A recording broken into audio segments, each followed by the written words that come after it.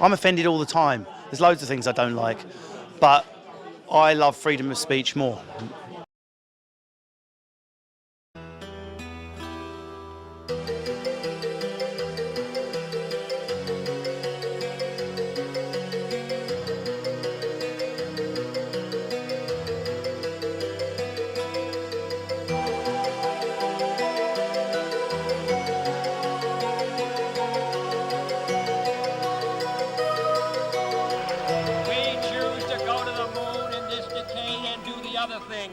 Not because they are easy, but because they are hard. Because that goal will serve to organize and measure the best of our energies and skills. Because that challenge is one that we're willing to accept, one we are unwilling to postpone, and one we intend to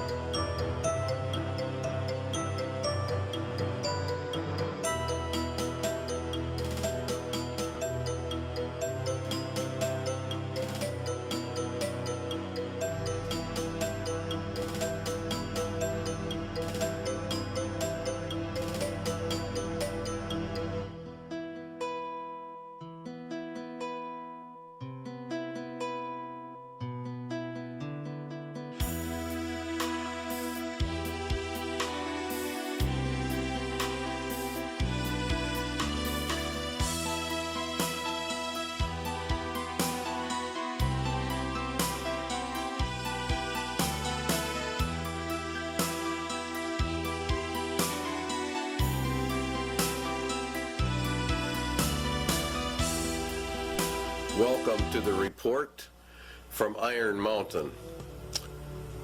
This report is something you would never believe unless you read it. But you also have to understand the mindset of the government that requested it. And that is one of the most important features of this video. The objective was to determine accurately and realistically the nature of the problems that would confront the United States if and when a condition of permanent peace should arrive. This is one of the key elements of the report, because we are to go under the Antichrist system, an era of supposed peace. And this is what this whole program was about. If and when a condition of permanent peace should arise, that means that peace in reality equals world socialism, as we will find out as we journey through this report. And they were to draft a program for dealing with this contingency. In other words, this is a planned situation.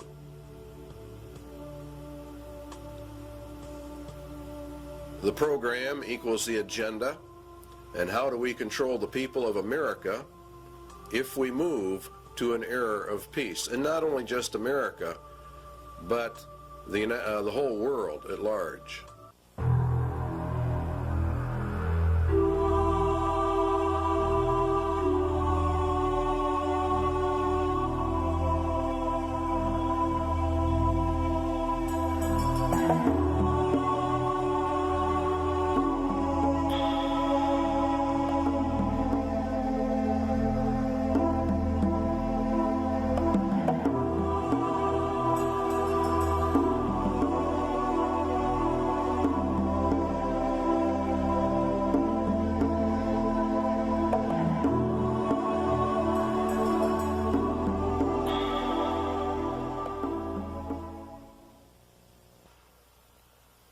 In 1961, Public Law 87-297 was passed, paving the way for the United States to be merged with the United Nations. It's a very crucial law in that it disarms the American citizen in violation of the clear intent of the Constitution, which calls for our right to bear arms to maintain our free state. And by the calling for the disarming of all Americans, of course, we lose our free state and we are submerged actually into a slave state. The disarming was to be done by a period of gradual disarmament, and as they were disarming, the United Nations would be built up with a powerful standing army. The evidence suggests a CFR-TC Bilderberg connection, the rich men of the earth, the merchants of Babylon, the killers of the just, according to the Holy Scriptures. The report concerns itself with a globalist agenda, and the conclusions reached have been advanced by these groups. Every one of the conclusions in the Iron Mountain report have been advanced by these groups: Committee of 300, the CFR, TC Bilderbergers, Royal Institute for International Affairs, Tavistock, your Club of Rome, United Nations. It goes on and on. Okay, it began back in 1950, actually. These hearings began to take place in the United States, and the calls for a world government were actually held in 1950. Here's a resolution in Congress that was considered and called for testimony, and it says to provide a true world government through the adoption of a world government constitution. It was a clear intent to place the United States directly under the United Nations and to scrap our Constitution.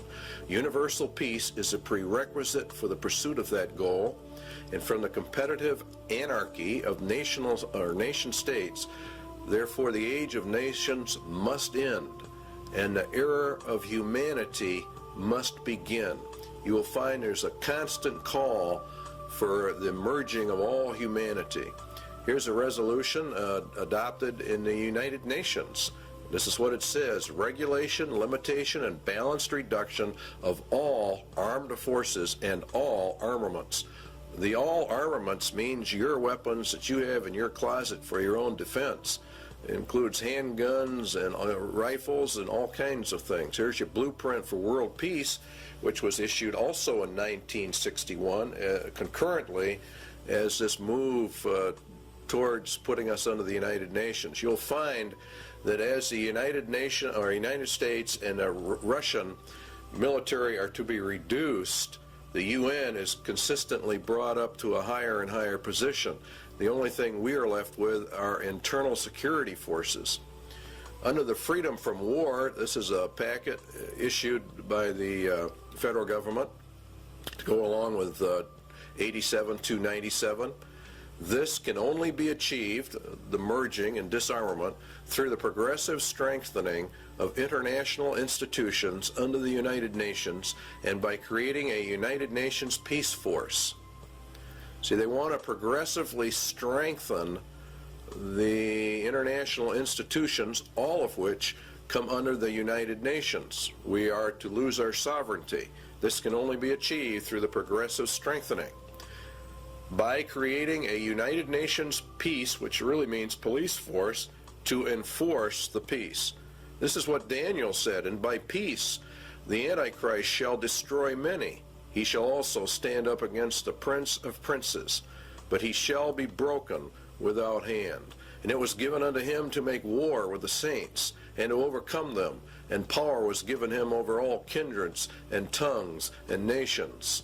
And all that dwell upon the earth shall worship him, whose names are not written in the book of life of the Lamb, slain from the foundation of the world. All right, back to the government report. The disbanding of all national armed forces and the prohibition of their reestablishment in any form whatsoever other than those required to preserve internal order and for contributions to a United Nations peace force. They are to bring the UN up to a point where no state would have the military power to challenge the progressively strengthened U.S. peace force, and all international disputes would be settled according to the agreed principles of international conduct. That's exactly what the Bible says. It was given unto him to make war with the saints and to overcome them, and power was given him over all kindreds, tongues, and nations. No one can make war with this final world entity. If you will study your scriptures out, you will find that the United Nations fulfills every parameter listed for the Antichrist system. And Public Law 87-297 has been updated. There are numerous updates. You will, if you go search them out, Public Law 101-216, for example, has been updated. Here's another one. I have today signed H.R. 1495, the Arms Control and Disarmament Amendment Acts of 1989. It authorizes the fiscal appropriations to get this thing underway. Now, the problem with it is the Bill of Rights in Amendment 2, the right to bear arms, a well-regulated militia being necessary for the security of a free state, the right of the people to keep and bear arms shall not be infringed. In other words, in reality, you cannot infringe that right in any way, method, or manner. The only way a people can remain free is to hold in their power the weapons necessary to secure their free state. This amendment deals with the international security of the United States from its own government. In other words, this amendment was to secure the people's freedom from their own government, from an internal government takeover. This right is not there so that you can go hunting or for the other excuses made. It is there to prevent the government of the United States from becoming a dictatorship by treason. In other words, by betrayal of the Constitution of the United States. Now, in order to merge the United States into the United Nations requires a total betrayal of the Constitution, which guarantees you a free state through the right to bear arms. You see the connection? The United Nations is the communist, illuminist, Masonic world dictatorship, and there are no freedoms, hence they have to get the guns to eliminate the free state nation guarantee in our Constitution.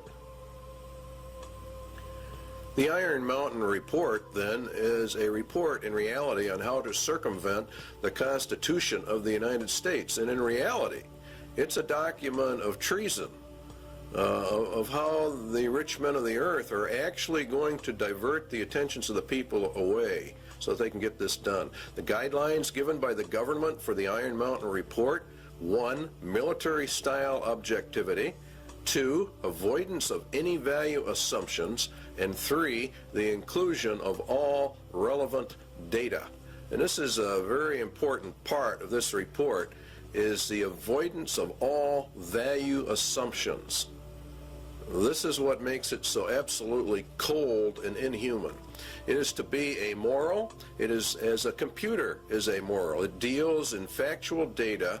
There is not any mercy. There's not any compassion. It doesn't deal in right or wrong, or what is good or evil. It is a report on the handling of men, women, children, and babies on the basis of herd or animal management without regard to any moral considerations whatsoever. It reduces people to objects. It reduces all humans to non-entities with no rights of self-determination, with no rights granted by the Creator, and with absolutely no rights under a Constitution. The Constitution has been effectively canceled by Iron Mountain. Now again, you'll find these resolutions coming up in Congress all the time that want to strengthen the United Nations, to establish an international criminal court, SJ 32. These are bills before the Congress and the Senate. The implementation of Agenda 21 and other Earth Summit agreements, which is all United Nations. Reagan called for the World Army. Clinton has approved a UN Army. You're seeing it on TV all the time.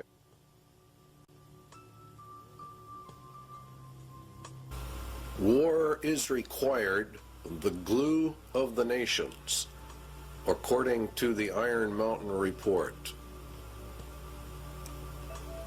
Is war the scourge of the nations? It is said that war is merely an extension of diplomacy by other means. It is also said that war is necessary waste. But what is war? And why do peoples of the earth continuously fight and die? Why do millions of human families have a member or members that they have lost to this thing called war? What is the reality behind war? Does man have to fight wars, or can he develop a system of peace? And would the development of peace be worse than war itself? The Bible gives us some answers. The rest can be supplied by simple logic and deduction. James tells us that from whence come wars and fightings among you? Come they not hence, even of your lusts, that war in your members? Ye lust and have not, ye kill and desire to have, and ye cannot obtain. Ye fight and war, yet ye have not, because you ask not. Ye ask and receive not, because ye ask amiss, that ye may consume it upon your lusts. The root of war, then, is lust, and lust is want, and want is greed, and the root of greed is a self-centered heart, an unregenerated human heart. This is the key we need to explain war, and the Bible gives us many clues to why warfare is, and that in reality it can never be stopped.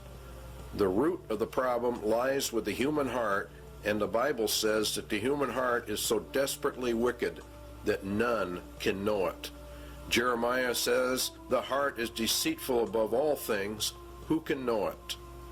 Paul says in Romans, the carnal mind is enmity against God, for it is not subject to the laws of God, neither indeed can be. Jesus was very emphatic that out of the heart of man poured forth all kinds of evil. The problem with mankind is then his evil heart. Evil because it is self-centered, and evil because it does not contain true love. The love within that it does have is hurtful or harmful, manipulative, self-centered, and filled with its own desires, according to the Lord. But we obtain other clues as well from the scriptures as to the true reasons for war, and particularly in our day and age. James says, "Go to now, ye rich men, weep and howl for the miseries that shall come upon you. Your riches are corrupted, and your garments are moth-eaten. Your gold and your silver is cankered. The rust of them shall be a witness against you, and shall eat your flesh as it were fire. Ye have heaped together treasure for the last days. Ye have killed and condemned the just." Now let's run a little logic. Lust is the center of war, lust is greed, and greed is from evil, self-centered hearts. The Bible also says that the love of money is the root of all evil, or the height of all greeds. Lust then is greed, and the ultimate greed is an insane love of money, which brings with it power, which brings with it control over mankind. Thus the rich men of the earth are indeed in total control over money, and they have developed a system of economic controls well laid out in the scriptures. If the rich men of the earth gain control over the planet via their Babylonian economic system, then they are the ones who are only powerful enough and rich enough to wage war, and they are the only ones who can develop the war machines that you are looking at on your television screen. They are the ones who can develop the weapons necessary for modern warfare. Iron Mountain agrees. The very title confirms the Bible. The title says that it is a report on the desirability and feasibility for peace. It was ordered by the rich men of the earth. Therefore, they themselves must be the ones waging the wars, and now they have elected not to wage wars, but have elected to do something else, because warfare is drawing to a close. It will have soon served its purpose. In other words, it is a deliberate effort to bring in another system, for the first system of war has almost accomplished the goals originally intended. Albert Pike was purported to have written a letter in which he outlines 3 world wars. Each had a specific purpose, and each had a goal. The last war, World War III, was to be fought to bring in an era of peace under Lucifer. It was to be fought predominantly between the United States and the Soviet Union, and it would come in an era of seeming peace when it seemed like everything was fine, everything was great. The Bible says that the Antichrist is a man of peace. He rides a white horse and has no war machine. There are no arrows in his bow. He is to usher in a period of peace after great wars. Iron Mountain is about this era of peace. Iron Mountain is a report to aid Antichrist in his rise to power. It is in reality a report from hell.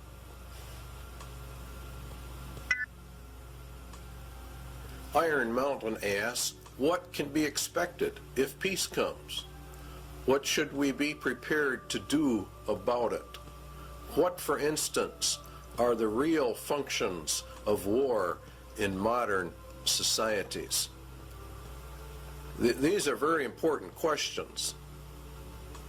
The Soviet Union says a peaceful exploration of outer space is the constructive alternative to the plans aimed at spreading the arms race. In other words, we are always going to find that the opposite of war is peace, which of course it is in reality. But what Iron Mountain is getting at is, what are the real functions of warfare, the invisible functions of warfare? What role do they play in the overall structure of human society? For example, the Soviet Union has been on a war footing for years and years. We have, to a lesser extent, in America, been on a war footing. It's been predominantly a Cold War for many, many years, but nonetheless, it has been, and as far as the economics of it are concerned, it has been a war era. It's been an age of war. And what this report is asking about is, what about peace? It is surely no exaggeration to say that conditions of world peace would lead to changes in the social structure of the nations. These changes would be of unparalleled and revolutionary magnitude. As we would transition then from an era of war into peace, what would be the problems? It is an incorrect assumption that war as an institution is subordinate to the social system it is believed to serve. What they're saying here is that nations wage war for reasons other than what they state. War itself is the basic social system within which others are secondary modes of organization, conflict, or conspire. In other words, war itself is the basic social system of mankind. And if we go to peace, we're going to have problems unless we understand that. It is the system which has governed most human societies on record today. Well, this is, of course, very true in our day and age. We have seen nothing but war, starting predominantly with World War I and coming forward. The Soviet Union has had tremendous expenditures in their military, and the United States has likewise. It's been, in reality, an arms race. We're going to find out there is a reason for it. The capacity of a nation to make war is the greatest social power it can exercise.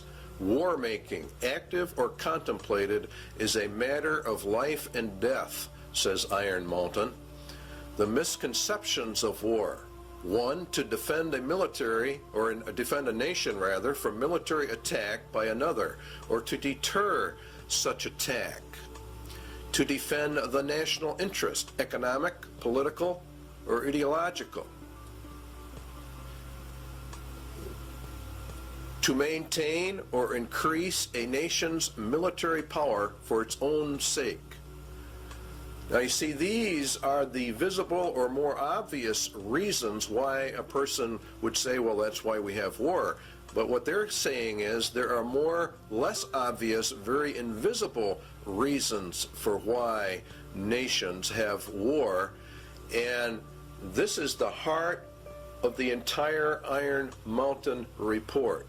Its conclusion was that war is absolutely necessary. It's an absolute requirement for human societies and nations to come together. It is in reality, they claim, the glue of the nations. The Soviet military machine, or its war-making capacity, is the actual glue that has held the Soviet Union and the Communist Empire together. If they were to move into an era of peace, what would happen? All right, Iron Mountain says it is these invisible or implied functions that are the dominant forces in our society. So what we have to find out then is what are the true functions of war in a society. Why, for example, has the Soviet Union and the United States, both of which are controlled by the rich men of the earth, been on a constant war footing, constantly escalating this conflict? Why are they doing it, and what are the reasons behind it? Economic reasons are: it is a necessary waste that operates outside the normal economic supply and demand system. Warfare creates an artificial demand. In other words, the war system itself, having huge militaries with all of their armaments, with all of the research and developments, creates a demand. This waste of money outside the system, according to Iron Mountain, acts as a counterbalance to the economic growth of the nation. It is progressive for research and development of weapon systems, and it spurs technological advances which spin off and help society at large. Defense spending per se might be countenanced on economic grounds alone as a stimulator of the national metabolism. In other words, war itself, for economic purposes, is a tremendous growth factor. For the political reasons, it's different. A nation is a group of people organized together with a common goal and a national identity. The nation has an outlook or an attitude of how it will deal with other nations, and that's what we call foreign policy. A nation's foreign policy, says Iron Mountain, can have no substitute if it lacks, or no substance rather, if it lacks the means of enforcing its attitude. In other words, if the nation is not strong enough, it doesn't matter what their attitude towards somebody else is. War is itself the defining element of any nation's existence vis-a-vis any other nation. War, then, equals nations because it is the glue of nations and what causes them to come together, and peace would mean the dissolving of the nations. The elimination of war implies the elimination of national sovereignty and the traditional nation state. Please understand the importance of that remark in Iron Mountain. It is the elimination of war that brings us to world government. The war system not only has been essential to the existence of nations as independent political entities, but has been equally indispensable to their stable internal development. Without it, the war system, no government has ever been able to obtain its legitimacy, or in other words, we could say its right to rule its society. War is the basis of that claim to rule, and it is therefore the glue that holds a nation together, according to Iron Mountain. The possibility of war provides a sense of external necessity without which no government can remain in power. The organization of a society for the possibility of war is its principal political stabilizer. All right, in other words, for the Soviet Union, they said that the American people were the enemy, and that gave them the glue which held the Soviet Empire together, which rallied the people to make such sacrifices so that we could build up this huge war machine. The basic authority of the modern state over its people resides in its war powers. Now that's another very important statement. Therefore, a substitute for the war system must be found in order to control the people and provide stability and legitimacy of government if we go into an era of peace. Now we know that the United Nations is to be that era of peace. So therefore, what they are saying is we have to find substitutes for what war does, the invisible functions of war. We have to find a substitute for that if we are going to go to peace. Obviously, if the war machine is discarded, new political machinery would be needed at once. In other words, as they phase war out, they have to phase whatever they're going to put in its place in to control the people, to control the nation. This is an essential part of Iron Mountain. Until the substitute for war, is developed, the continuance of the war system must be assured to maintain the stability of its internal organization of power. In other words, we have to keep the war system going in order to remain in control. Keep war until all substitutes are in place and running so we don't lose our rulership. In other words, those that are in power are going to remain in power. They've got to figure out a way to do that. So they're going to de-escalate the war system as they bring in a peace system. And the peace system is going to radically alter our societies. What substitutes for war are there? Well, it has to be a universal threat of equal magnitude as that of World War. The immediate loss of life and the immediate thought that blood is going to be shed. It has to be credible, and it must be accepted by the vast majority of the population of any given nation, or in reality, the whole world, if they're going to bring in global peace. Credibility, in fact, says Iron Mountain, lies at the heart of the problem of developing a political substitute for war. we must emphasize that one must be found of credible quality and magnitude if a transition to peace is to ever come about without social disintegration. In other words, really what they're saying is a nation would self-destruct without an external threat of some type. It is more probable in our judgment that such a threat will have to be invented rather than developed from some unknown conditions. That means exactly what it says. They're going to invent a system to accomplish this.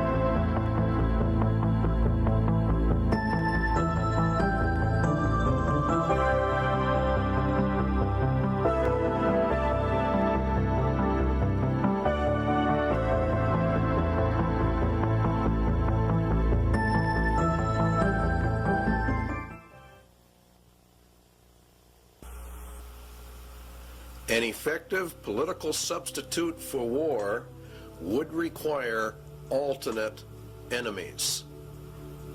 In other words, we have to find an external threat that's essentially very large. It may be, for instance, that gross pollution of the environment can eventually replace the possibility of mass destruction by nuclear weapons as the principal threat to the survival of the species. In other words, they're going to bring the environment up to a point of global threat. Poisoning of the air and of the principal sources of food and water supply is already well advanced, and at first glance would seem promising in this respect.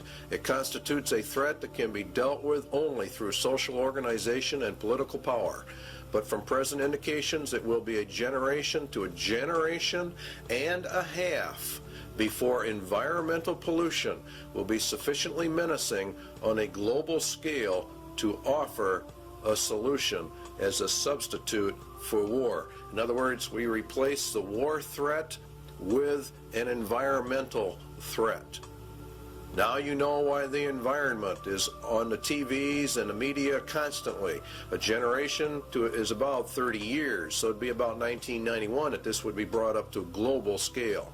It is true that the rate of pollution could be increased selectively for this purpose. In other words, you could selectively find areas where you could deliberately increase the pollution to get this threat in motion a little quicker. It is true that the rate of pollution could be increased selectively. In fact, the mere modification of existing programs for the deterrence of pollution could speed up the process enough to make the threat credible much sooner. In other words, let's have the governments drag their feet on pollution controls or the enforcement of pollution controls. And around the world, that's exactly what we have seen, a matter of foot dragging on the areas. One would then perhaps get the concept that this was all deliberate. Allow pollution to deliberately get worse until it can be manipulated by the controlled media into a world crisis. A global crisis has to be developed. Al Gore, Vice President, a very timely book. Perhaps coincidentally, he wrote the book called Earth in the Balance, Ecology and the Human Spirit. It's a modern version of Iron Mountain in the ecological field. And in reality, it's quite an interesting book. You should go out and buy a copy of it. The world government organizations are pushing this. Climate crisis, Emergency Earth Rescue Administration. The people of the earth have a new common enemy, which requires an emergency worldwide campaign. You see, and we have to abandon our armaments to join in a common cause for survival. What did Iron Mountain say? It had to be a threat to the survival of the species.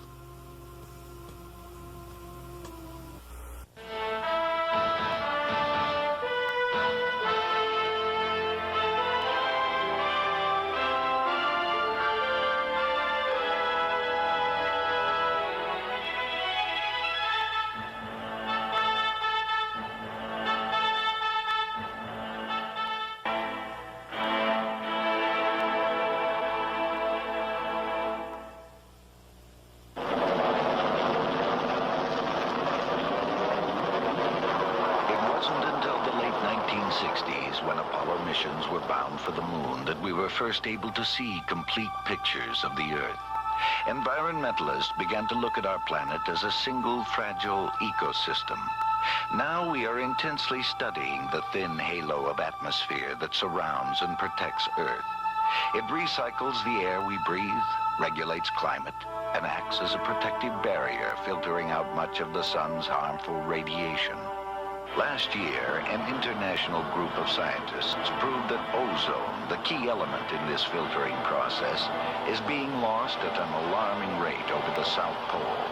In fact, a sizable hole develops over this area each winter.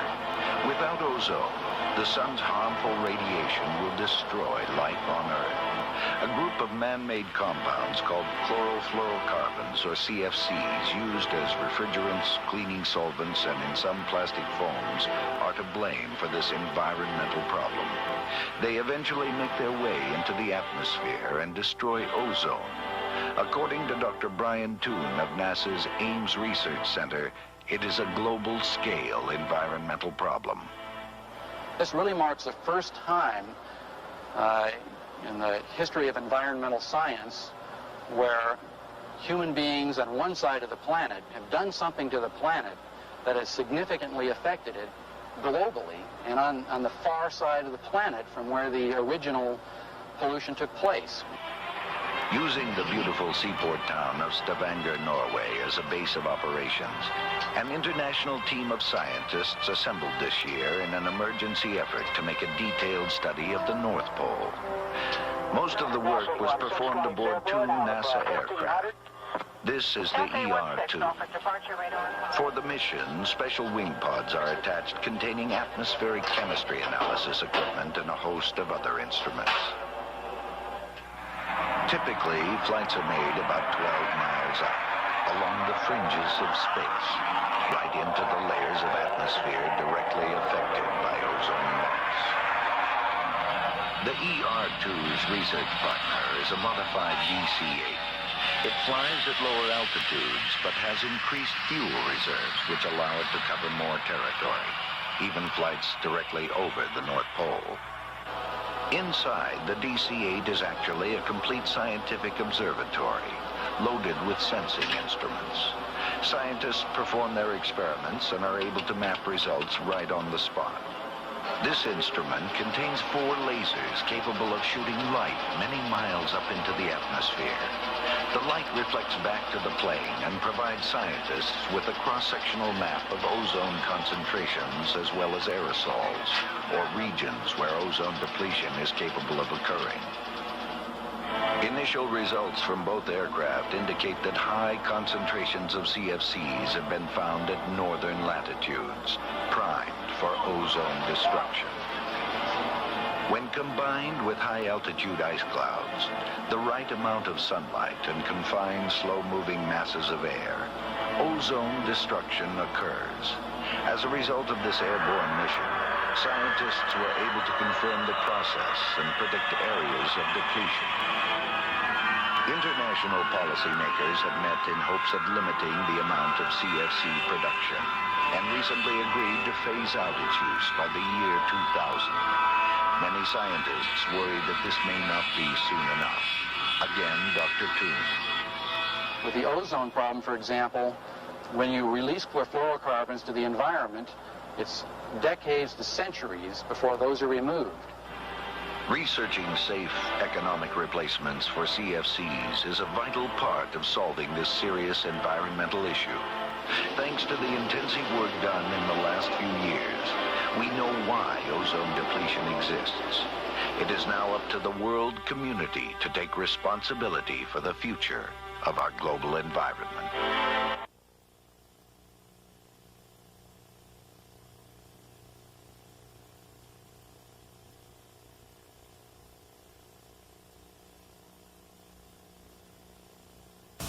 Two Landsat satellites continue to orbit the Earth 14 times a day. From their 570-mile-high vantage point, they return images like these taken over rich California farmlands.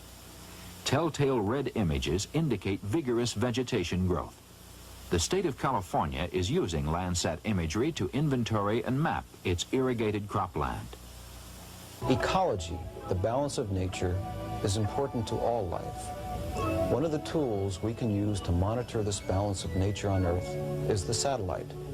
Satellites can be used to observe our planet from a high vantage point. A NASA film called Remote Possibilities tells the story. From far out in space, the Earth appears serene and beautiful, displaying no hint of our crowded planet's many problems.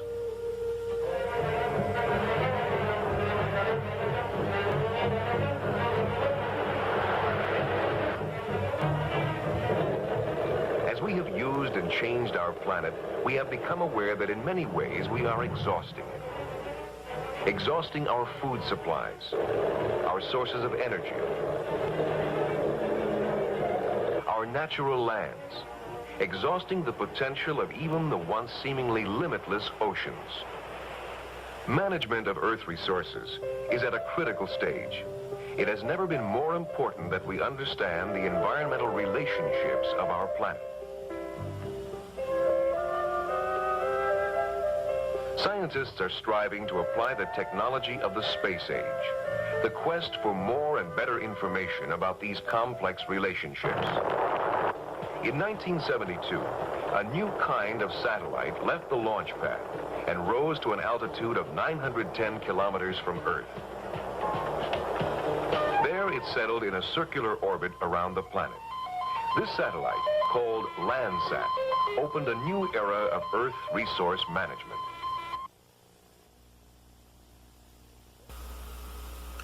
One substitute for war has then been found. The Iron Mountain agenda is being carried out. The objectives of the EcoScan? Well, the UN will end up with control over all the land, and ownership of the land will be held by the rich men. There is arising a crisis of worldwide proportions involving developed and developing countries alike, the crisis of the human environment. The process of compromise of national interests will, of course, have to take place. International economic security is inconceivable unless related not only to the world's environment, but also to the elimination of the threat to the world's environment? Well, the only major threat is private property ownership and private property rights, where people can do as they want. Let us also think about setting up within the framework of the United Nations a Center for Emergency Environmental Assistance. You can see how they're raising this thing up to an emergency status, an emergency level.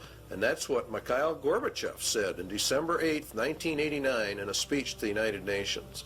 The United Nations will be the controller of all the lands in the world through their various ecological, environmental organizations that they are in the process of setting up. In fact, the Rio Earth Summit was for that specific reason.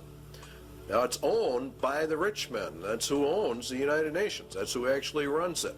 Eco foundations of the World Wildlife Fund, Heritage Trust, Nature Conservancy, etc. There's a lot of them, and you have many UN organizations. And the rich men of the earth sit on the boards of directors on all of these groups. These groups are buying up huge chunks of private land for conservation, they say, and to preserve the earth. And of course, all of it is to be owned by the rich men. And what they cannot purchase by normal means will be taken under zoning controls, DNR regulations, or other land grab means via governmental authority and regulation. All land will be under strict eco-controls because, after all, we are now involved in the middle of an eco-emergency, and it's nothing but a scam. It's really a debt for land swamp is another part of it. The international bankers loan and control the monies to all the countries, and through interest have driven them into huge debt status. The debt of the United States is in the trillions. The bankers then come forward with a new plan. They will take the nation's land, and then they will cancel the debt of that nation. It is called a debt for land swap. This land will be held by a World Conservation Bank, owned, of course, by the rich men of the earth. They will then own all the land, all the resources, all the food. They become the absolute masters, and all the people become the slaves. It's a perfect scam. It's a perfect system. Because the eco-threat is now global, then obviously it can only be controlled by a global authority. And guess who that is? Why, of course, it's the United Nations.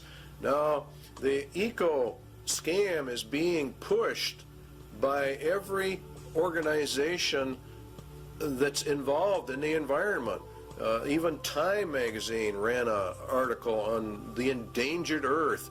It's being put in all your children's school books, all of their study books, about the crowding of human life, about how we have such an ecological crisis, an environmental crisis, and unless we all do our share, why the whole world is just going to disintegrate and the entire population of man will be eliminated.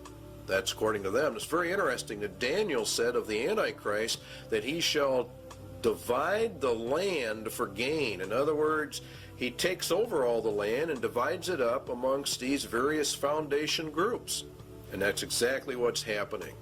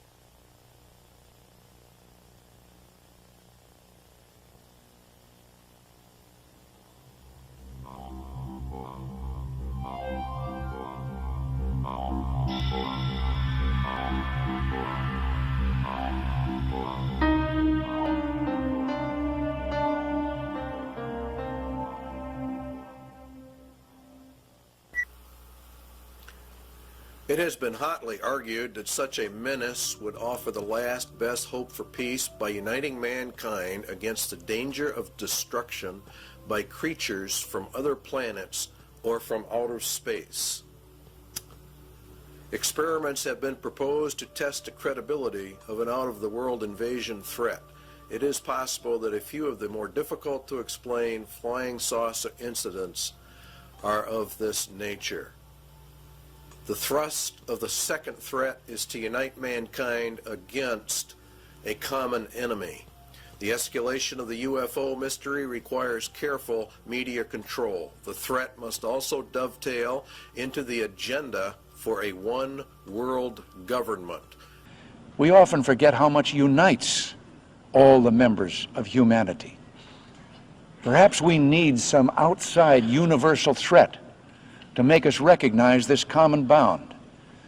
I occasionally think how quickly our differences worldwide would vanish if we were facing an alien threat from outside this world. Everything that Iron Mountain proposes in all of their substitutes will lead into a one world government.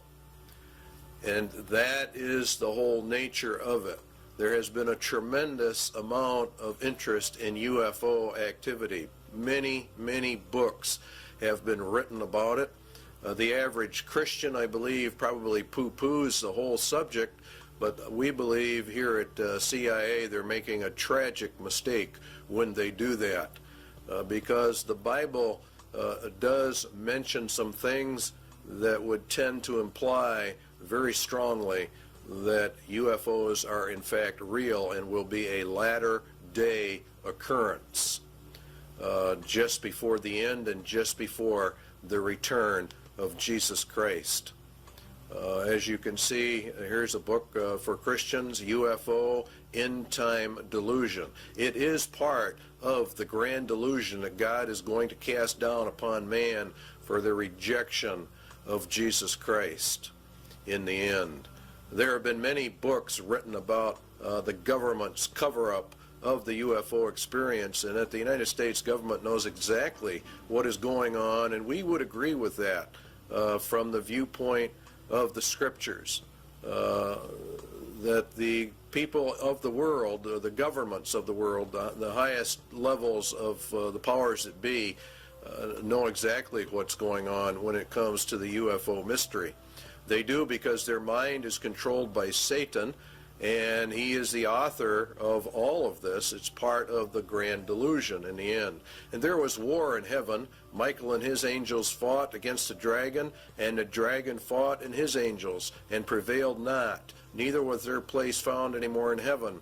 And the great dragon was cast out, that old serpent, called the devil and Satan, which deceived the whole world. He was cast out into the earth, and his angels were cast out with him. Now Satan was cast down to earth, and we were to observe it from here. It would appear as though he came down from heaven. For as the days of Noah were before the flood, they were eating and drinking, marrying and giving in marriage, until the day that Noah entered the ark. Now Jesus said, so shall it also be. And the days of Noah were quite a few. He lived 950 years before and after the flood. He was there when man began to multiply on the face of the earth, and daughters were born unto them. And the sons of God saw the daughters of men that they were fair. Now, the book of Enoch gives us some information about that. It happened after the sons of men had multiplied in those days, that the daughters were born to them, elegant and beautiful. And when the angels, the sons of heaven, came down, you see, they took wives, each choosing for himself, whom they began to approach and with whom they cohabitated, and teaching them sorcery and incantations. And the whole situation is one where these were literal fallen angels that came down and mated with the daughters of men, and they produced a race of giants, according to the book of Enoch. And many ancient writings give this interpretation to the sons of God mystery of Genesis 6. Is there life out there? Good heavens. To doubt it is a failure of more than the imagination. It is a failure to recognize the limits of our own stupidity, the nascency of our science, the rudiment of our tools. We listen, we search, we hope for a sign as if our eyes and ears are good enough, our brains large enough, our egos small enough. What is interesting is that they said they would return. Now the Spirit speaketh expressly that in the latter times some shall depart from the faith, giving heed to seducing spirits and the doctrines of demons. Now the word seducing comes from the word planos, which if you do a word study comes all the way back to where we get our word planet. Could it be that the interpretation is, in the latter times some shall depart from the faith, giving heed to impostors from other planets? That would be the most literal translation, and that is also exactly what is happening. These impostors are actually demons pretending to be from outer space. It is part of the grand delusion.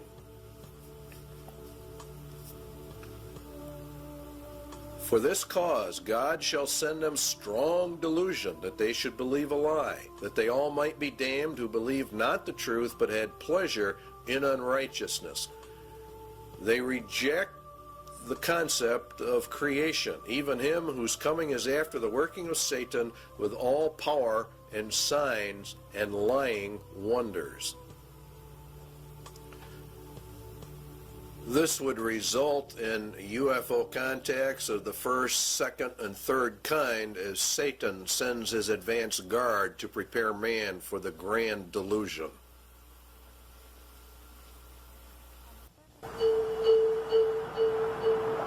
On the surface of an average planet, circling an ordinary yellow star, an advanced intelligence searches the skies for evidence of life.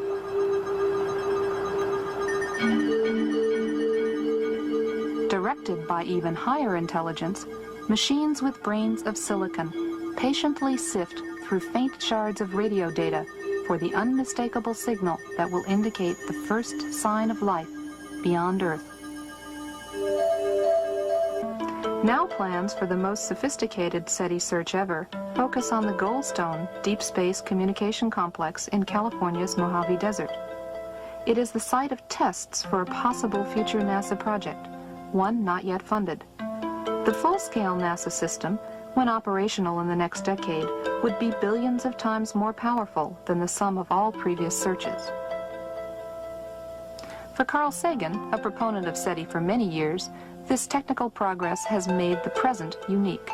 For the first time, we're mustering substantial, sophisticated, serious scientific searches for extraterrestrial intelligence. There's never been a time like that before. So there is some chance that in the next few decades we will get a signal from some spectacularly distant, spectacularly exotic civilization, and everything on Earth will, as a consequence, change. That is possible.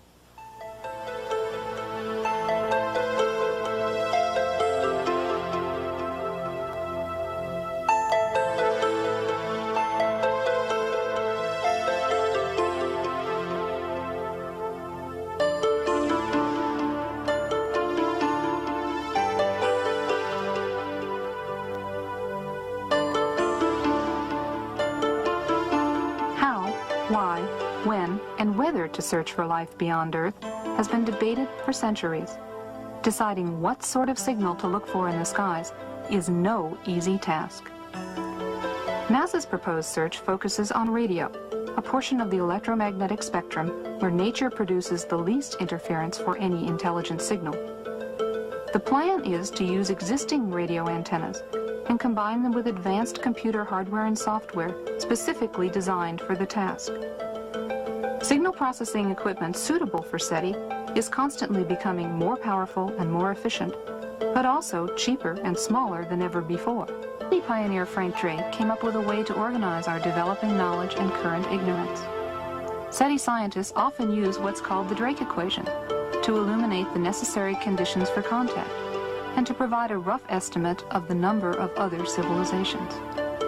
The existence of other technical civilizations depends upon astronomy, how planets form, comparative planetology, biochemistry, the role of intelligence in evolution, technology, and the fate of technical civilizations. So SETI becomes a way to test our theories of the origin and evolution of the universe and the place of life within it. There are several keys here that we want to look at as we keep Iron Mountain's report in mind. The two primary keys are that evolution is an accepted fact and ETs are now accepted at the highest levels of government. We believe that the SETI program is camouflage for what is really going on, or the contact reports that have been gotten out from the government under the Freedom of Information Act are in fact cover for the SETI program. But the two, we believe, are going to merge in the end and introduce mankind to the aliens, who are in reality demons and Satan's advanced guard. The movies that are produced are very important. Satan plants a seed, he waters it, then he sits back and watches it grow, and then he reaps the harvest. And the harvest, of course, is the loss of millions upon millions of men. The Day the Earth Stood Still was produced many years ago, but it's a very, very important film in that it planted the seed. The Day the Earth Stood Still said that war must stop, peace must be enforced, and world government is a requirement to get all of this to happen. Your choice is simple. Join us and live in peace, or pursue your present course and face obliteration. We shall be waiting for your answer. The decision rests with you. The message was very important.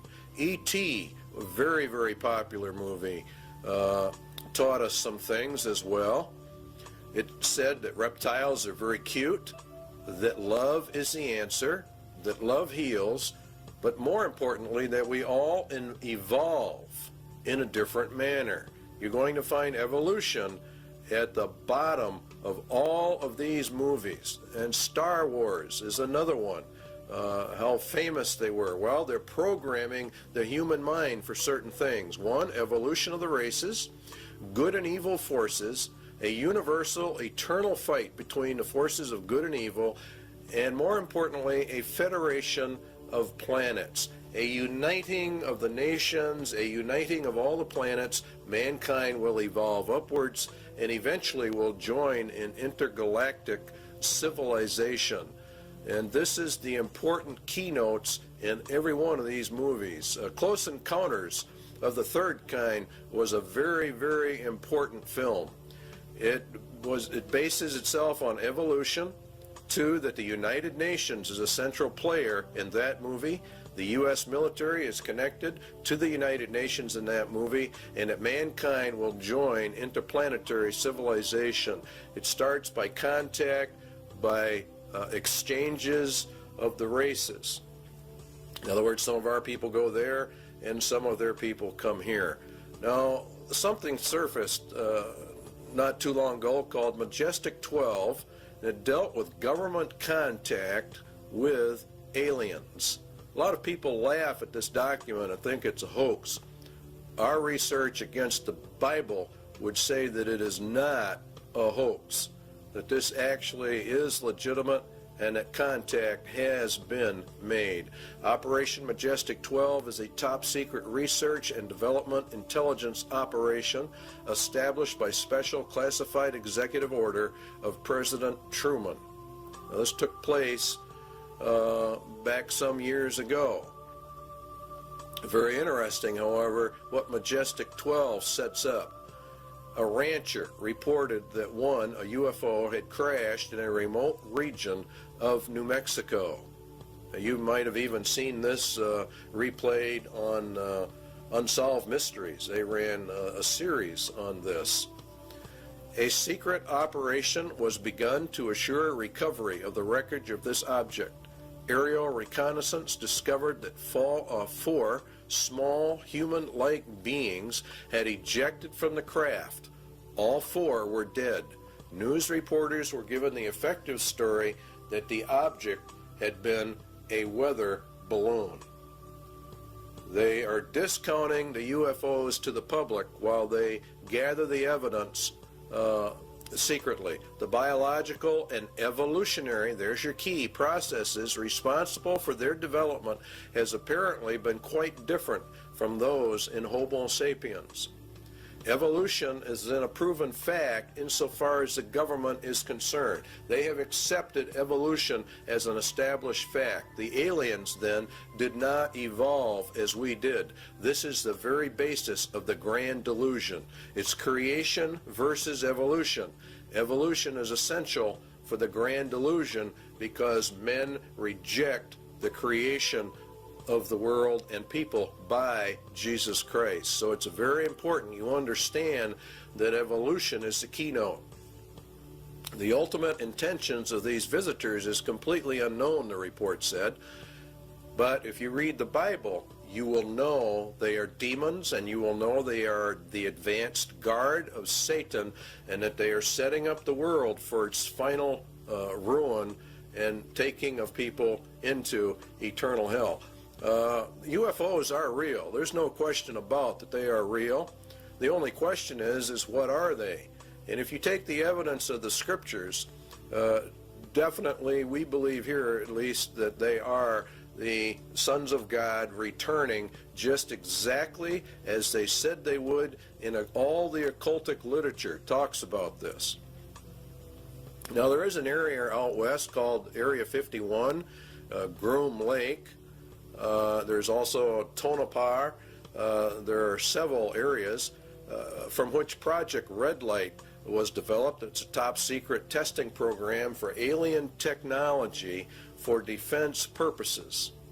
This is very interesting that a lot of this stuff is being leaked right at this moment as we get into this. A congressman said, I have no comment as to what is going on in Area 51. That was Congressman Harry Reid, and he went out there to visit the area because the Air Force had made a land grab, and he went out there on behalf of his constituents to find out why.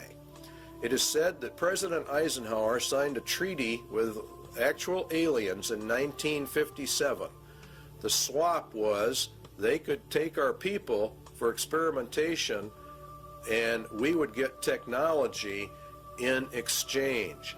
In other words, the aliens come to Earth, we take their technology to build our defense mechanisms. Now, a lot of people think this is ridiculous, but if you read what it says about Babylon the Great, the nation, it gets all of its technology from Satan. Satan is the one that gives them the power. And this is why the United Nations is being brought up. And this is why the United States is so deeply involved. In exchange for technology, the U.S. government agreed to allow the aliens to abduct humans for experiments.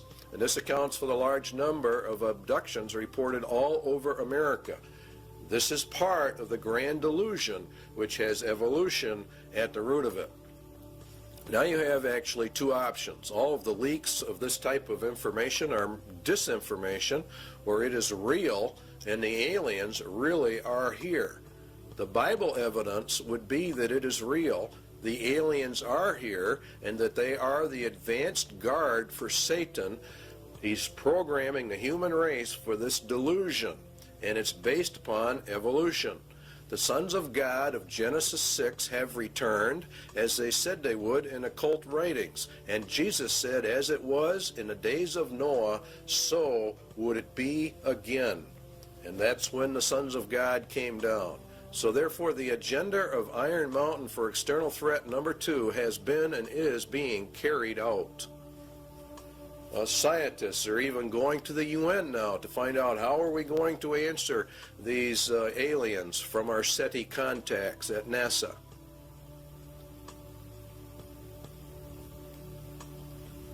They believe the UN should do all of this. And so you see it elevates the United Nations to power. And this is very important. It's part of the Iron Mountain agenda.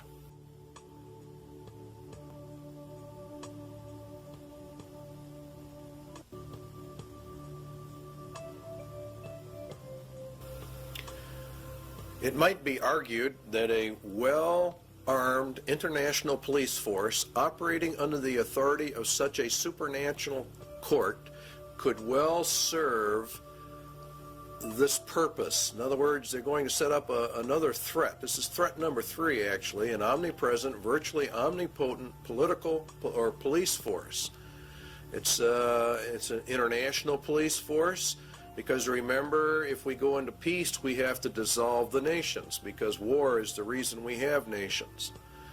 All right, so the report then that was issued by the State Department, Freedom from War, and the program was to establish a permanent international peace force within the United Nations. In other words, to deliberately bring it up. The peacekeeping capabilities of the United Nations would be sufficiently strong, and the obligations of all states under such an arrangement sufficiently far-reaching as to assure peace and a just settlement of differences in a disarmed world.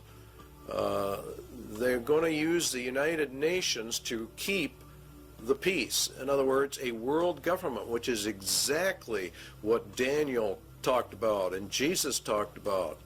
And it is very deadly. During stage 2, states will develop further the peacekeeping processes of the United Nations to the end that the United Nations can effectively suppress any threat or use of force by anyone, and that would include the American people.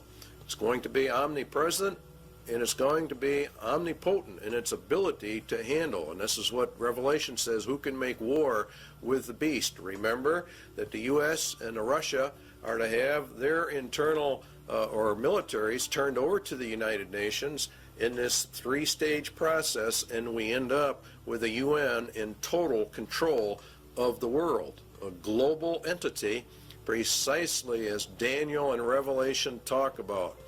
It's and Jeremiah and Isaiah refer to it as, of course, Babylon. And this process, of course, emerges bringing out the United Nations as the final end-time global ruling entity, which the Bible refers to as the apparatus of the Antichrist, or we could say the Antichrist system. And that is why it sits in New York City, the big city. On the wall in the Security Council is a phoenix. That picture you're looking at right there is in reality the phoenix bird, which is to grow up out of the old world order. America is to be patrolled by Russian, Belgian, Irish, and Colombian and Venezuelan troops under this plan. UN troops are already on U.S. soil, and it won't be very long before these sites that you're seeing right here are going to be very commonplace in the United States. And if the American citizens resist, they are simply going to be liquidated according to the Bible. This power will come to pass. They've laid their plans well, and God has ordained it and allowed it, and is allowing it to happen. And so it's, in reality, here in America, it's a judgment against the United States. There are many books written about a United Nations peace force, so this is not anything we're making up. They come in under the UN Charter. And the last part of it, this principle of non-interfering in a nation shall not prejudice the application of enforcement measures under Chapter 7. In other words, the United Nations claims that it doesn't really want to get involved in internal national affairs, but the opposite is in reality the truth. Chapter 7 deals with action with respect to threats of the peace, breaches of the peace, or acts of aggression. And it's the Security Council itself that determines the existence of a threat, breach, or act of aggression. And it can even walk in under the threat, or it's a possibility that we might have problems. And they determine the existence of any threat to the peace. So they can come in, if they choose to, on very fragile grounds, which is exactly what they did in Somalia. Should the Security Council consider that measures provided in 41, which are more economic, I don't know exactly what word to use, but sanctions, I guess, is the best word to cover it.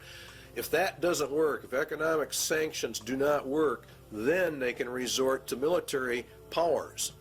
And they can use whatever they have to maintain or restore international peace. Now, Psalm 2 says that the kings of the earth set themselves and the rulers take counsel together against the Lord and against his anointed. Where do the rulers of the world meet? They meet at the United Nations, and this is where they take their counsel together. And the United Nations is, according to the Bible, anti-Christ, anti-God to its very core. It is, in fact, the substitute for God and Christ on planet Earth. They intend to take it for themselves. The fourth beast shall be the fourth kingdom upon earth, which shall be diverse from all kingdoms, and shall devour the whole earth, and shall tread it down, and shall break it in pieces. And the 10 horns out of this kingdom are 10 kings. Now, it's a diverse kingdom. The United Nations is not a kingdom, and it's not a nation. It exists solely by treaty power, by an arrangement of nations itself. Excuse me. The United Nations is to be brought up to full global power with an army so powerful that none can fight against it. That's the entire plan, and that is exactly what the Bible talks about for the end times. It will also break into pieces the entire world, and that's done under Article 52, which deals with regionalism, which is in fact breaking the world into pieces. And this is how they do it. They actually subdivide the world into 10 regions. That came out of the Club of Rome, and here are the regions on the TV screen. Region 1, of course, is North America, and it's Region 1 by virtue of the fact that North America, and particularly the United States, is the primary power behind the United Nations, enabling this to happen. The United States itself is broken down into 10 federal regions. We have global regions, and now we have national regions. And in our country, they are simply called federal regions. And we're moving, in effect, from elected officials to appointed officials to non-elected bureaucrats who are appointed. Now, each region has different states in it, and the number of states varies with each particular region. Then each state is subdivided up into its particular regions. Many times it falls along county lines, many times it doesn't. Overlapping all of it is, of course, grids that keep getting smaller and smaller, which is the reason why thousands or millions, actually, of Americans are getting address changes. They're going under the United Nations grid system, which divides the world into tiny pieces, which is exactly what Daniel said. They can get it right down to your house number. In fact, they can get it down to about 10 square yards of turf.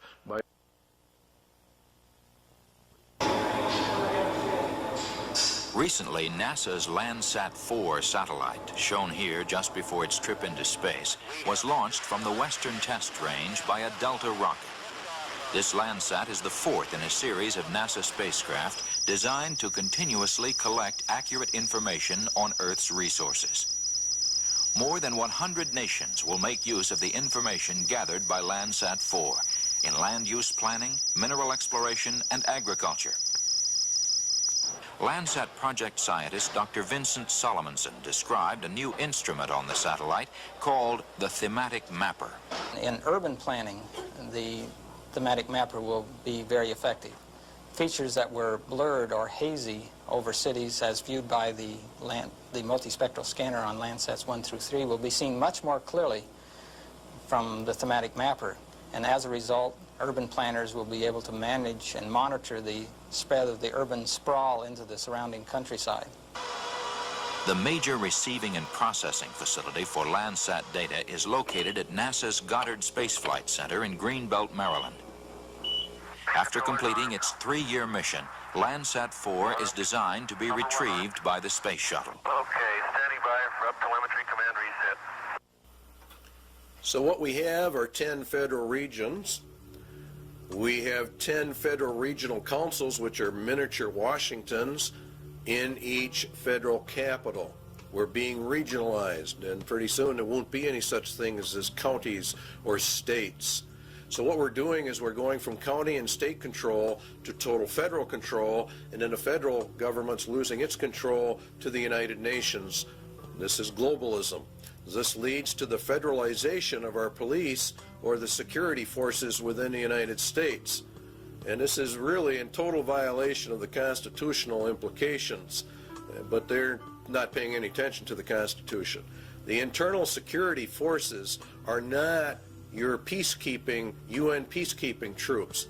The peacekeeping troops are there to put down actual revolutions and wars. The internal security forces are there more for crime control and the rounding up of people. Predominantly, the MJTF police will be the national police force.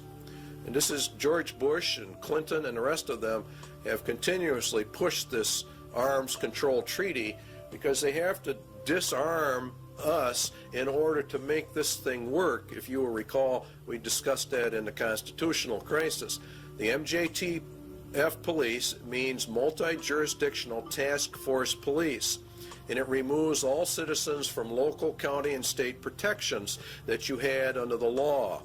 And they're just abolishing all of this. And the MJTF police mission, we believe, is the house-to-house search and seizure of people. It's made up of National Guard units, state and local police, converts street gangs as needed into deputized police.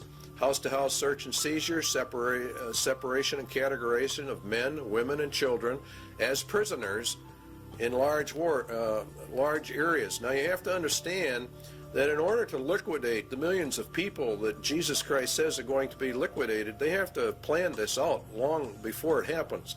1965, they started the Office of Law Enforcement Assistance. Then came in 1968 the Omnibus Crime Control Act, which converted the OLEA to the Law Enforcement Assistance Administration. They called, in turn, in 1971 for a regionalized police force. In 1971, an advisory commission on intergovernmental relations issued a pamphlet called M67, which called for a special multi-county and interstate police force. In other words, the merging of all police forces into one federal group. The LEAA in 1973 made calls for the elimination by merger of small police forces. This is exactly what Germany did under Hitler. All dictatorships have two common characteristics: general confiscation of guns in order to prevent internal rebellion, and the establishment of a national police force to enforce the edicts of the dictator. We are following Nazi Germany almost to the exact letter.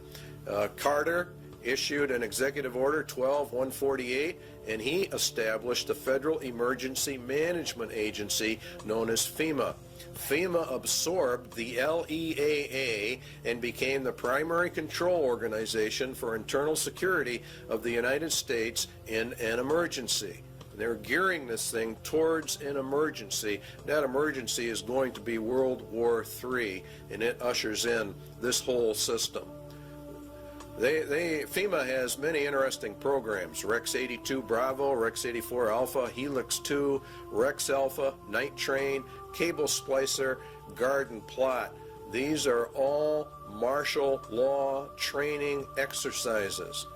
The plan is to bring America under martial law. We believe they know the American people would never accept this system except an external emergency were given. The UN system, remember, is a martial law military system. Under the executive orders of FEMA, mandatory registration of all people, including babies and children in the United States, at the United States Post Office. They have boxes in them. We already know about it. They're marked for emergency use only. The primary one here to look at is 11,000, seizure of all civilians and work brigades, which is in reality slavery, and includes the rights to split up families as well. In essence, what will happen in America is going to be worse than the communist revolution in Russia. This plan provides the basis for the deployment and employment of military resources, including National Guard personnel, for civilian disturbances. So Iron Mountain external threat number 3 has been and is now being implemented. An omnipotent police force. Next on the list is the space program as an economic substitute for war.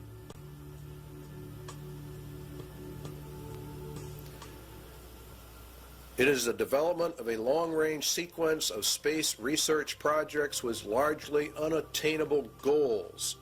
It's a nearest modern equivalent yet devised to pyramid building and similar ritualistic enterprises of ancient societies. We choose to go to the moon in this decade and do the other things, not because they are easy, but because they are hard. Because that goal will serve to organize and measure the best of our energies and skills. Because that challenge is one that we're willing to accept, one we are unwilling to postpone, and one we intend to win, and the others too.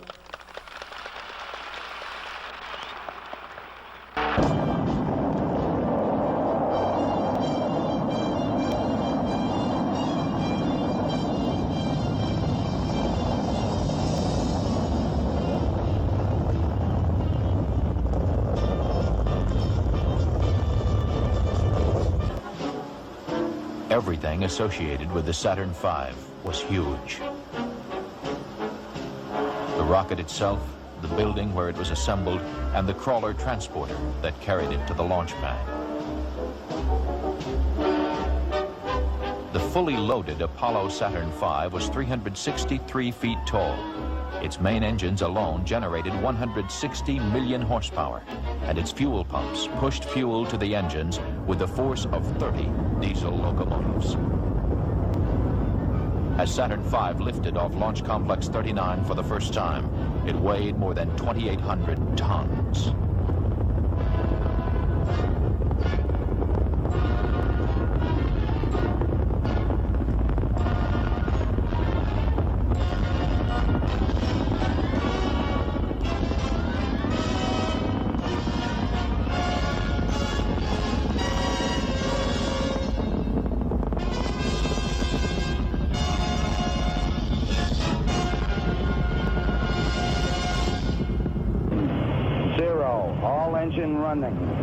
Liftoff. We have a liftoff. 32 minutes past the hour.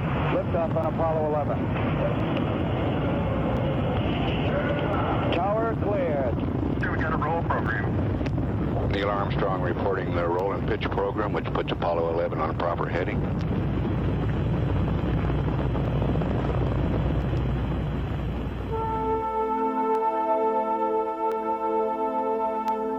Apollo 11 is calling you on the high gain. How do you read, over? Roger, loud and clear on the high gain. Eagle, you're looking great. Coming up 9 minutes. We're now in the approach phase. Everything looking good. Altitude 4,200. Houston, you're go for landing, over. 40 feet down, 2.5. Picking up some dust. 30 feet, 2.5 down. Straight shadow. 4 forward. 4 forward, drift into the right a little. 20, down a half. 30 seconds forward, just good. Hey.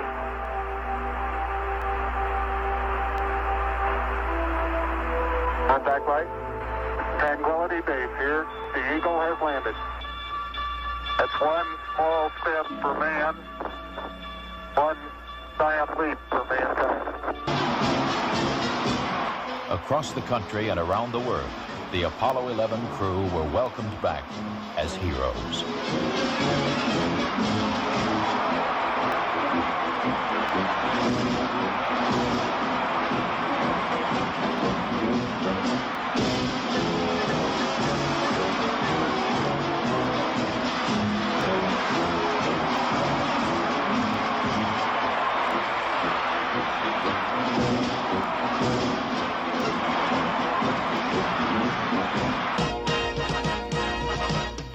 Before Project Apollo ended, 6 additional flights to the moon were made, and all but one were highly successful.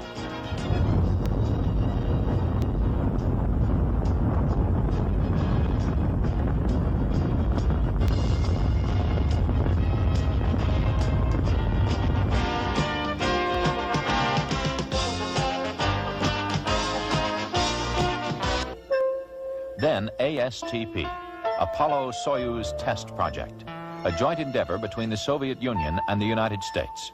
The mission called for a mutual docking and crew exchange to develop the necessary equipment for international space rescues.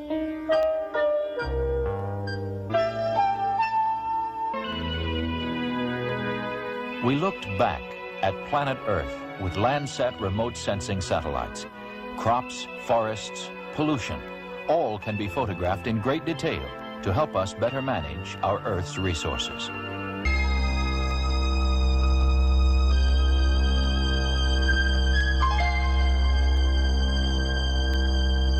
As of now, 2/3 of the planets in our solar system have been explored, and by the end of this decade, we will have explored most of the rest, including Uranus and Neptune.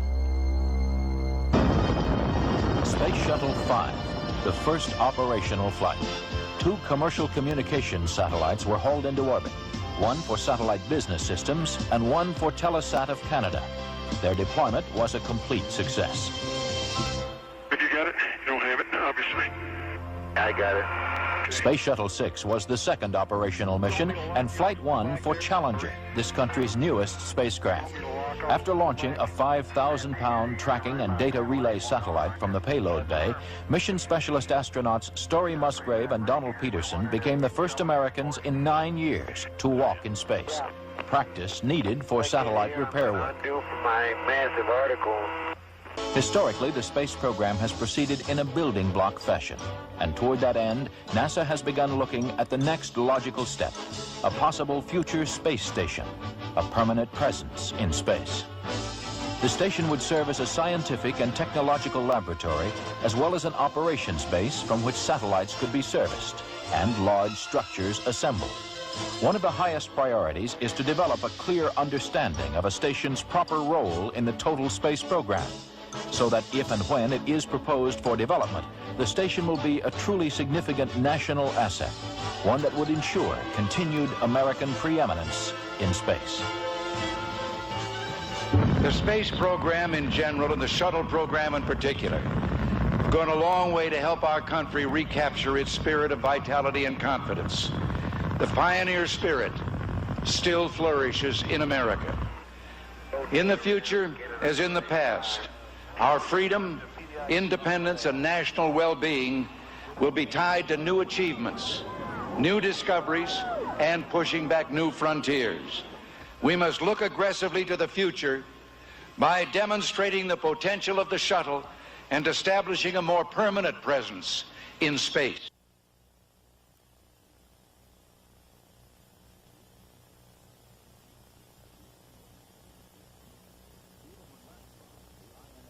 Even when ratified, the INF Treaty will not totally eliminate the nuclear threat to Eurasia. The vast nuclear arsenal possessed by the USSR and the variety of delivery systems available still present a significant threat. The organization of fail-safe inspection machinery could well be ritualized in a manner similar to that of established military processes. Inspection teams might be very like armies, and their technical equipment might be very like weapons.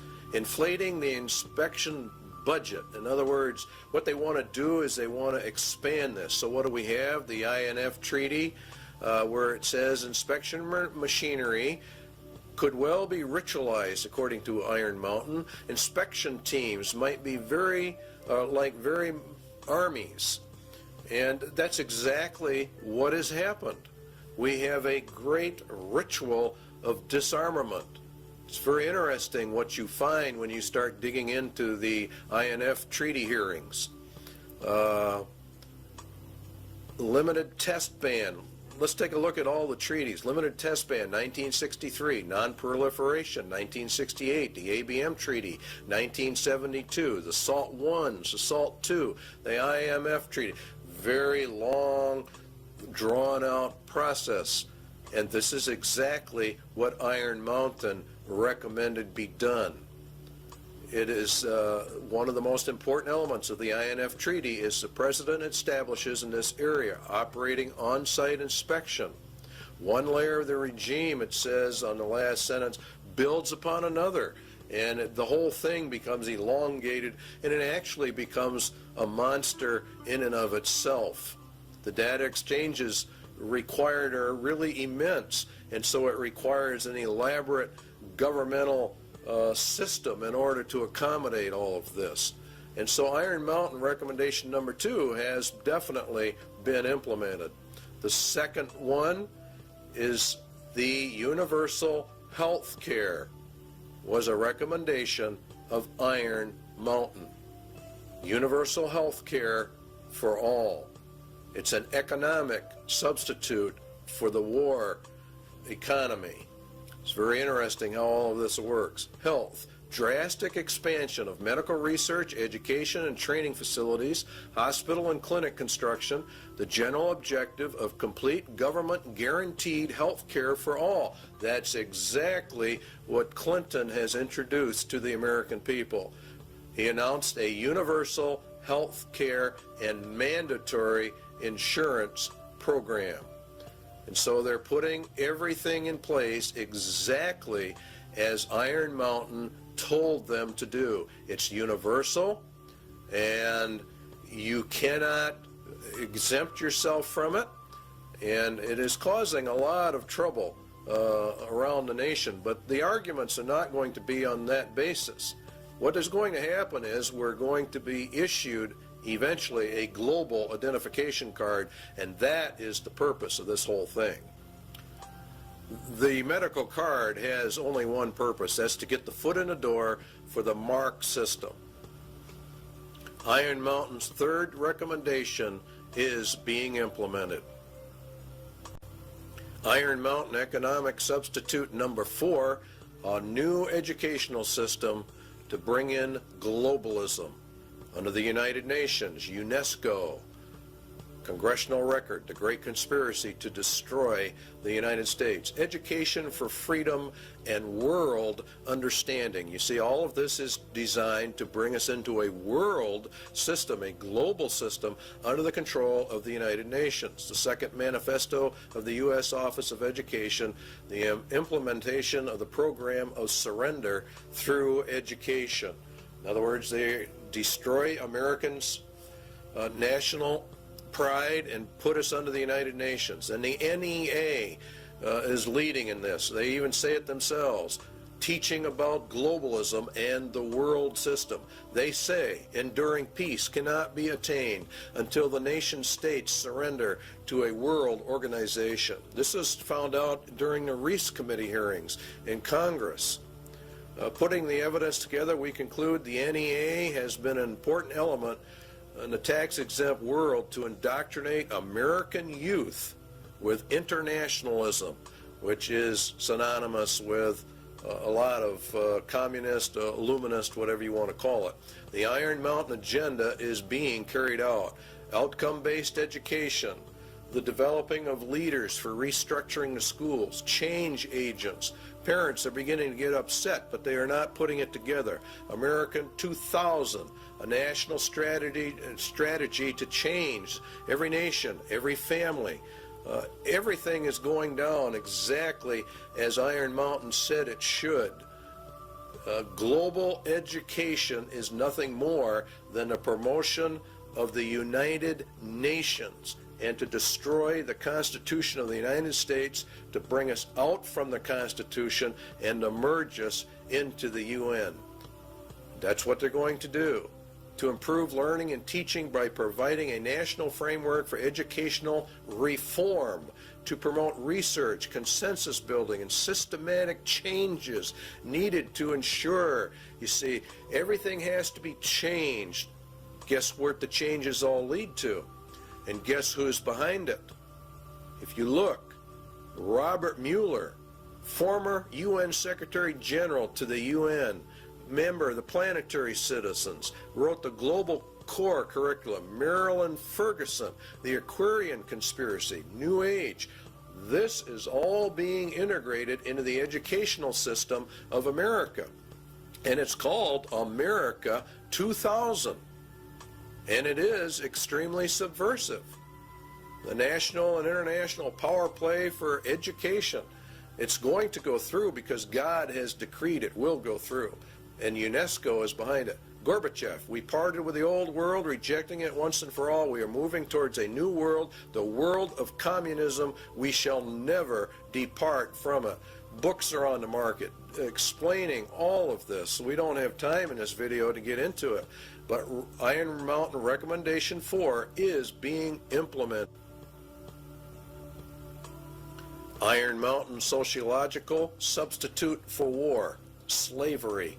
Another possible surrogate for the control of potential enemies of society is the reintroduction in some form consistent with modern technology and political processes of slavery for the control of potential enemies of a society. Anyone that does not agree with the New World Order is an enemy of society and is therefore subject to slavery. Detention centers and concentration camps, work camps, are associated with forced labor, which is in reality slavery. Seizure under the executive orders of all civilians and work brigades, that's forced labor, that's slavery, which includes the rights to split up families. There are concentration camps, detention centers all over the United States set up under FEMA, under Rex 84, and there are presently, to the last count we had, 130 such facilities in the United States of America. In Arizona, you'll see, for example, some there. We've got one here in Wisconsin. Concentration camps for U.S. citizens. The MJTF police to conduct house and house search and seizure and separation and categorization of men, women, and children and babies. Categorization and transfer to detention facilities and the running of detention facilities. Iron Mountain Slavery recommendation number 2 is mandatory service, a form of universal service, turned to some variant form of the Peace Corps or the Job Corps. It is entirely possible that the development of a sophisticated form of slavery may be an absolute prerequisite for social control in a world of peace. Now, this is just incredible when you really stop and look at what they're actually saying in relationship to biblical prophecies. Remember, Jesus said they're going to round you up and kill you. President Clinton has authorized boot camps for young offenders. Is this the beginning of a larger scale for social reorientation like the communists do? America 2000, the national plan that's going into our schools, requires mandatory community service. There are calls going out all the time. Bush and Clinton have called for mandatory community service for all youth. Up to, say, 2 years, mandatory service. You can serve in the service or some other place, but you are going to serve. So the substitute for war is being implemented. Iron Mountain Sociological Substitute for War number 2 is called blood games. Game theorists have suggested in other contexts the development of blood games for the effective control of individual aggressive impulses. More realistically, such a ritual might be socialized in the manner of the Spanish Inquisition and the less formal witch trials of other periods for the purposes of social purification, state security, or other rationale both acceptable and credible to post-war societies. Inquisitions, witch trials for the purpose of social purification, state security, which is the key one. Such a ritual might be socialized. In other words, they make it into a big social event, like the inquisitions were. We saw part of that beginning to unravel when we watched the Branch Davidian invasion and subsequent massacre of David Koresh and his group. A lot went down at Waco that very few Christians understand. David Koresh, the Branch Davidians, were demonized by the national media, first of all. They were tried, judged, and executed in a social ritual in total violation of every right guaranteed under state and federal constitutions. The Waco massacre followed all points of ritualized killing. They were a cult. It was for social purification, and therefore they deserved what they got. Their compound was raided by federal assault groups when in fact there was no evidence of any crime having been committed.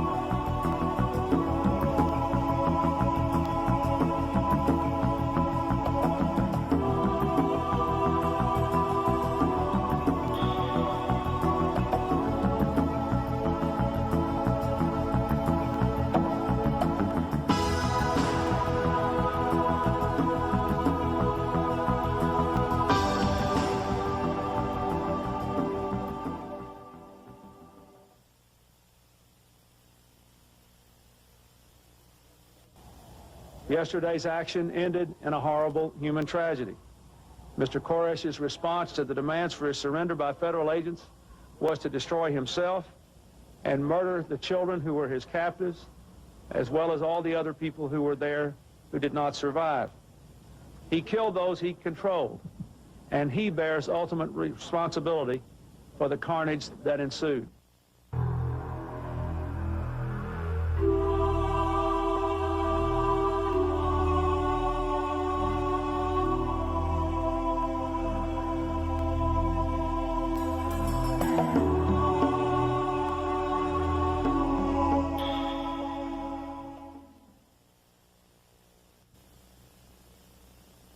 In the papers before I was going to go to court.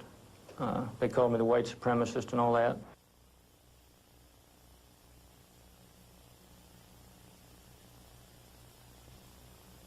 Victims of demonization that we all are victims of. When the federal government decides that it's going to prosecute somebody, they sort of demonize them.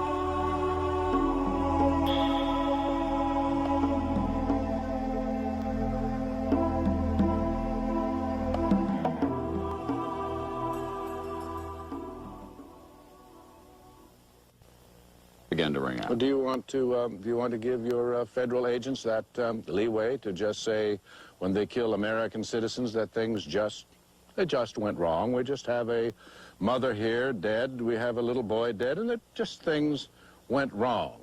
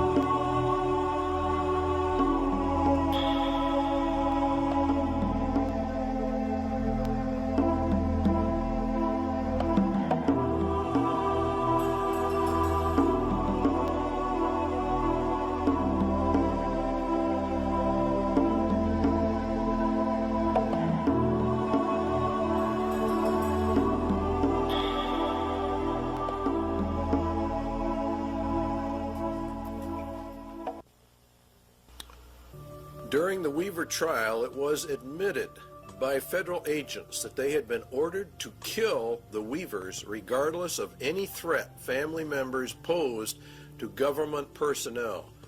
Now, I want you to think about how serious that is. What was the charge against Vicki Weaver? What crime against the state had she committed that warranted her execution by the federal government? Indeed, she was not charged with any crime whatsoever, yet the U.S. government ordered her shot on sight, a virtual killing. It was murder in the first degree. It is cold-blooded, ritualistic, social purification because the Weavers held a viewpoint not politically correct. The Weaver case, along with the Branch Davidians, proves we are in the middle of the final battle for the Constitution of the United States. There are many, many enemies within America that want to get rid of our Constitution and destroy our rights. The war has now shifted from a paper and legal war to an overt shooting war, and we feel it's going to get far worse.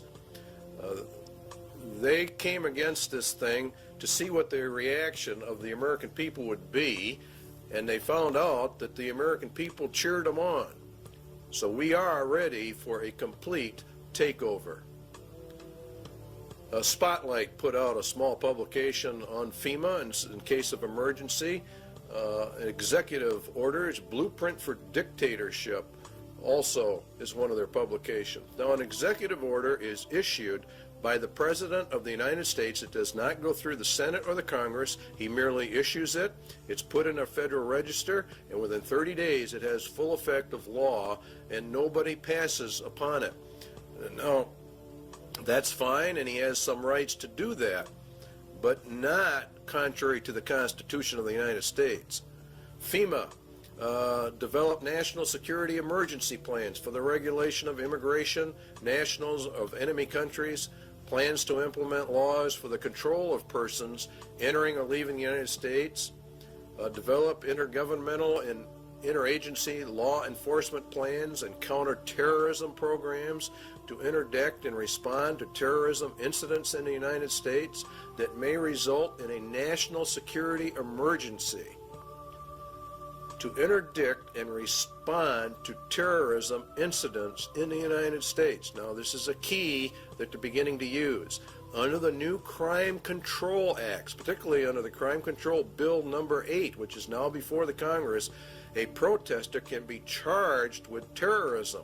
And this paves the way for the government to declare all those who oppose the New World Order as terrorists, and therefore imprison them, because you will be a political dissenter. To develop law enforcement plans to respond to civil disturbances. These people know perfectly well there's going to be major disturbance when this thing finally comes in. So they want all bases covered by law. So that's their rationale. They will legally be able to do this.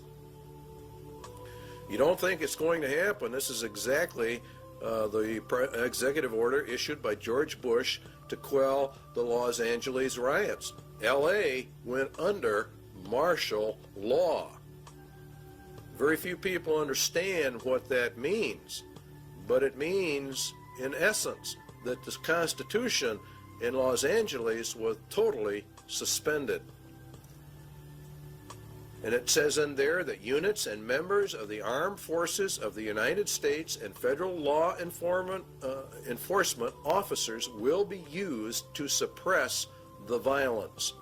In other words, they're federalizing everything, and that's what happens under martial law, and to restore law and orders.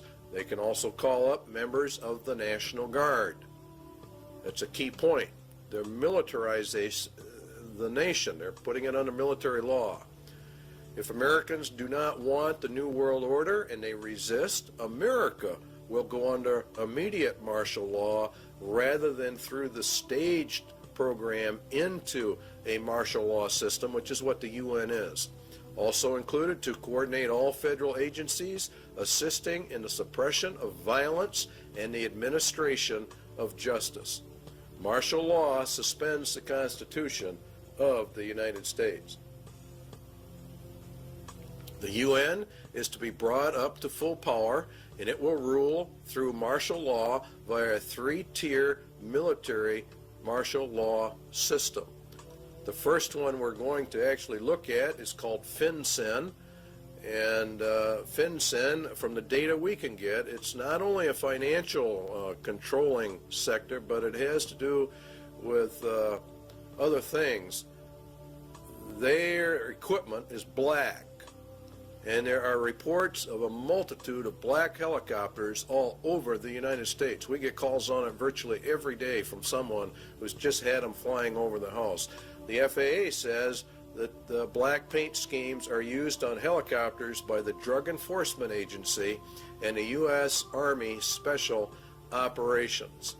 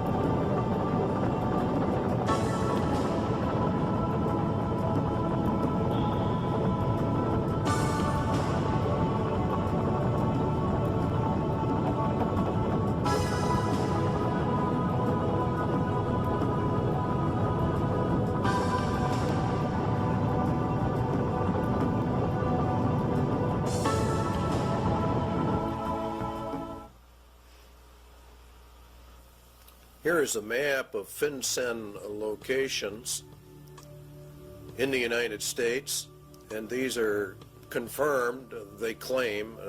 We have not been able to verify it. We're bringing this to you strictly unverified for troop deployment locations in the United States of America. There's been a fairly consistent reporting in Montana of UN combat groups. They are in reality the top tier in the UN system, and entrance to the U.S. was by presidential executive order 11-11-90, signed by President Bush. And there are many battle group locations, and there are many multi-jurisdictional task force police, which are the third tier, or the lowest, on the UN police force. And it is, in reality, from what we can gather, is the federalization of the police forces in America and putting them in reality under the United Nations command, which we go under. And that would be for the detention centers, concentration camps for dissenters are part of this overall system for the roundup of people. Now, one of the largest ones is in Alaska. The Alaskan camp is the biggest, being over 1 million acres, and it's located just outside of Fairbanks, according to reports, and is serviced by a spur line called the Alaskan Railroad. That's very interesting because under the emergency orders under FEMA, one of the railroads that gets activated and falls under their control is the Alaskan Railway. And so we are beginning to find out that all of this goes together. The Alaskan camp was purchased under a mental health bill, and of course you have to understand that they are using mental health as one of their primary methods of warfare. The Iron Mountain recommendations for an inquisition for social purification are also confirmed by the Lord Jesus Christ. Then shall they deliver you up to be afflicted, and shall kill you, and you shall be hated of all nations for my name's sake. This is predominantly a move against Christians and Jesus Christ. And he shall speak great words against the Most High, and shall wear out the saints of the Most High, and think to change times and laws. See, that's exactly what they're doing right now. They're changing all the laws. And it was given unto him to make war with the saints, and to overcome them, and power was given him over all kindreds, tongues, and nations. And in Revelation 17, and I saw the woman drunken with the blood of the saints, and the blood of the martyrs of Jesus. And this is actually, you're going to find out, has much to do with the United Nations. Iron Mountain substitute for war blood games has been, in effect, implemented and is being carried out.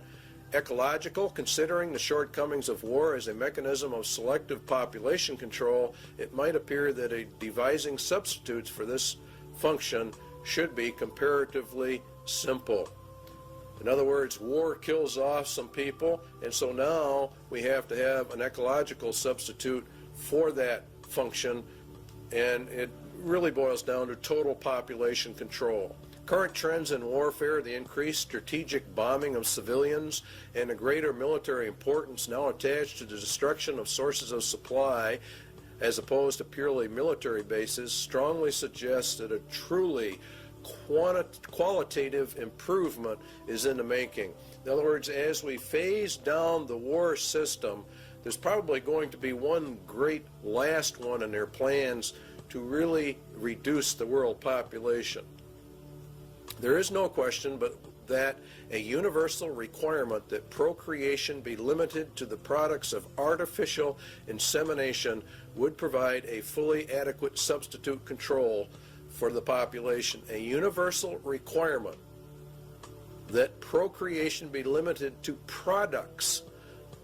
See how they treat people. Conception and embryonic growth taking place wholly under laboratory conditions would extend these controls to their logical conclusion. Now, total and complete control, this is what this means, of every human being born. They will be pre-selected genetically to be a slave to the rich men of the earth. This is the system they're setting up. They have an intermediate step, total control of conception with a variant of the pill via water supplies or certain essential foodstuffs. In other words, they intend to, when they bring in this new system, they will stop the growth of the population. They will put it into the food or the water supplies, and then they would offset it by a controlled substance so that it could be countermanded and the woman become pregnant. And they claim in Iron Mountain that it was already under investigation and under work back in 1961. So the interpretation is the mandatory mass sterilization of the human race, with them in total control of all the antidotes for it. Excess population, Iron Mountain says, is war material. As long as any society must contemplate even a remote possibility of war, it must maintain a maximum supportable population.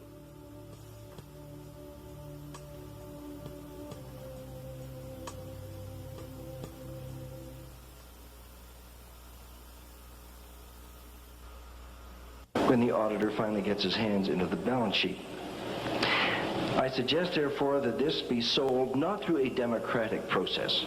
That would take too long and devour far too much of the funds to educate the cannon fodder, unfortunately, which populates the earth.